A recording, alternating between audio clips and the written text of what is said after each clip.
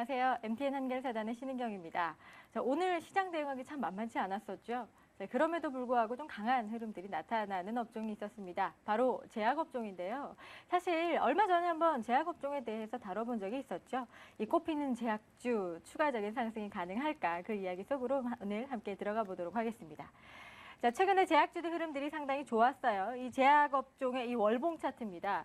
사실 제약업종이 2008년도에 거의 고점을 찍고 거의 4년 동안 계속해서 하락하기만 했었어요. 이 하락했었던 원인들을 알아야지 반등하는 원인들도 우리가 같이 찾아볼 수 있을 것 같은데, 하락하는 원인이 첫 번째가 약가 인하 그리고 리베이트 규제에 대한 부분입니다. 이런 부분들 때문에 이 제약업종들의 실적 악화 우려감이 나오면서 장기 사이클 자체가 계속적으로 이 하락 사이클로 이어졌어요. 네, 조금 더 자세하게 알아볼게요. 이 약가 인하와 리베이트 규제에 대한 부분들을 살펴봐야 될 것 같은데, 제약업종에게 약가 인하가 당연히 악재라는 건 이해를 하실 겁니다. 근데 이 리베이트 규제에 대한 부분을 조금 더 자세하게 알아보면 대체 이 리베이트라는 게 뭔지를 먼저 이해를 하고 가시는 게 좋겠죠.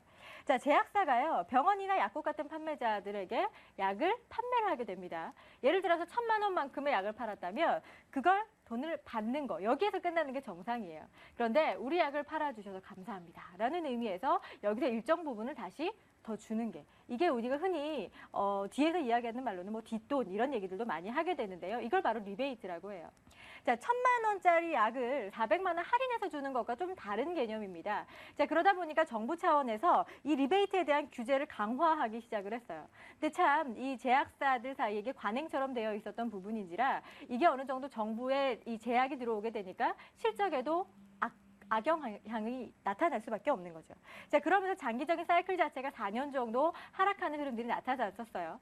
자, 그리고 요때쯤이었죠. 이때 제가 한번 스토리텔링에서 지금 제약주들 반등에 대한 흐름들 앞으로 더 나타날 수 있을까에 대한 측면에서 살펴봤었는데, 그때 제가 이제 막 이 장기 사이클 자체가 전환하는 초입부다라는 이야기를 했었습니다. 자, 이때 당시에요, 다시 한 번 더 주가가 올라갈 수 있었던 원인들을 그때 살펴봤었는데, 그게 뭐였었냐면 첫 번째가 이 가격적인 메리트였었습니다. 이때까지 여러 가지 악재가 중첩이 되면서 제약사들의 가격이 계속해서 다운되면서 가격 메리트가 있었거든요.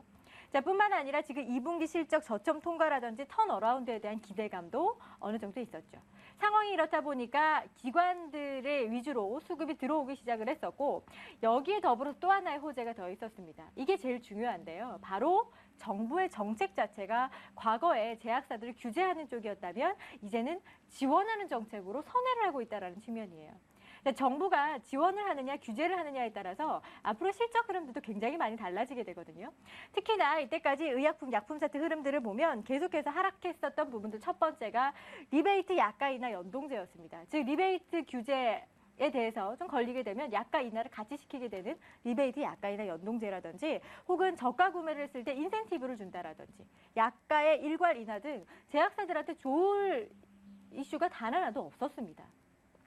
자, 그런데 올해 하반기부터 해서 정부의 정책 방향이 혁신형 제약기업들을 선정해서 집중적으로 지원하겠다라는 부분으로 바뀌었어요. 자, 그래서 특히나 이 상위 20%에 대한 지원을 강화하겠다라고 밝혔고, 지금 제네릭, 즉 복제약을 만드는 회사들보다는 오히려 R&D 사업이죠. 연구개발을 좀 확실하게 하는 사업들 위주로 선정을 해서 아예 정부 차원에서 지원을 해주겠다라고 밝혔습니다. 자, 그렇게 되면서 여러 가지 업황 자체가 제약사들에게는 굉장히 유리한 환경 조건이 돼가고 있는 상황이에요. 자, 그래서 이때까지 이런 차별적인 강세 배경을 따라서 주가가 어떻게 됐냐면 여기서부터 해서 꾸준하게 올라왔었죠. 몇 개월 동안, 한 3, 4개월 동안 꾸준하게 상승세가 나타났었는데, 실제로 이 제약업종의 지수 추이를 보면 여기 나와 있는 이 파란색 선이 코스피 흐름입니다. 그리고 이 회색 선이 제약업종의 주가 추이예요. 불과 상반기까지만 해도 이 코스피 지수의 흐름보다 제약사들의 흐름들이 상당히 좋지 못했었거든요. 근데 5월 달을 기점으로 해서 제약사들이 빠르게 따라 올라가면서 이제는 코스피를 앞지르기 시작을 했어요. 그래서 오히려 지금은 제약사들의 고평가 논란까지 나오고 있는 상황입니다. 자, 지금 여기에서 바닥권에서 찍고 올라올 수 있었던 원인 중에 첫 번째가 경기 방어주의 매력이 부각돼서부터예요. 뿐만 아니라 이 펀더멘털 개선 역시도 같이 집중 조명을 받고 있었죠. 자, 이것뿐만 아니라 또 하나의 추가적인 모멘텀이 더 있다면 지금 계속해서 고령화 사회로 접근을 하고 있다는 겁니다. 그렇게 되면 이 약품에 대한 수요가 늘어날 수밖에 없겠죠. 자, 뿐만 아니라 이 약가 인하에 대한 부분들도 한계성을 가져요. 약가가 어느 정도 인하할 수는 있겠지만 원가보다 더 낮게 인하하는 건 실질적으로 좀 어렵다라는 겁니다. 그래서 나름의 악재들이 거의 주가에 반영이 됐다라고 보는 겁니다. 자, 뿐만 아니라 이런 환경들이 많이 개선이 됐는데요. 이 신약 개발의 현실화 가능성이 갈수록 좀 커져가고 있어요. 과거 같은 경우에는 우리나라에서 신약 개발을 하더라도 미국의 FDA 승인을 받기가 굉장히 어려웠었습니다. 그런데 요즘 같은 경우에는 우리나라 국가 경쟁력이라든지 혹은 지명도, 인지도가 많이 올랐던 탓에 미국뿐만 아니라 호주나 기타 유럽권을 통해서 승인을 많이 받고 있는 상황이고 이게 동남아나 남미 쪽에서 인정을 받고 있다는 거죠.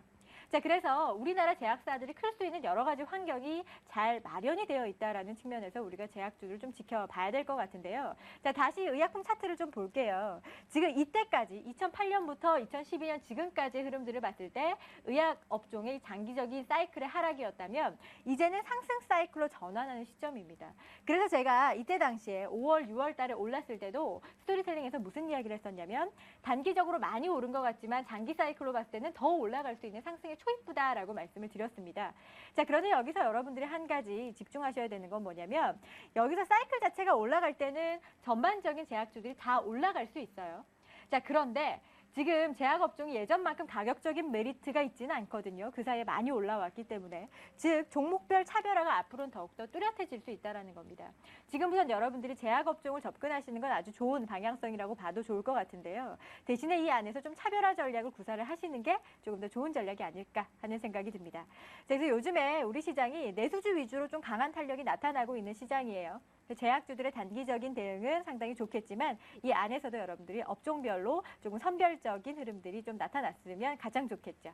자, 오늘 조금 더 자세한 내용은요. 내일장 종목 특성 카페에서 다시 한번 더 확인하실 수 있고요. 그리고 저는 내일 이 시간에 다시 뵙겠습니다.